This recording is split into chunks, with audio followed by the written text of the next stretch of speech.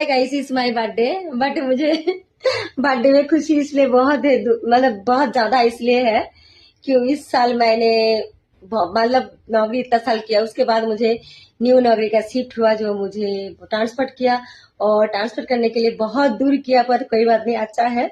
और मेरा जब भी मतलब खुशी खुशी जो न्यू ऑफिस, मुझे माई न्यू ऑफिस देखने को मौका मिलेगा। Thank you so much, happy birthday.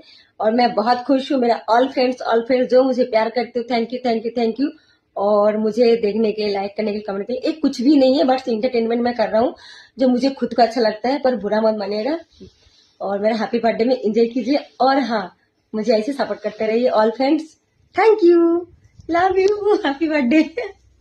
I will be happy, बहुत हैप्पी हूँ मैं कि मेरे पास ऑफिस भी मिला इस बर्थडे में, और न्यू, और इस बर्थडे में मेरे को खुशी भी मिला। Thank you thank you. छोटा है पर धमाका तो हूँ बड़ा।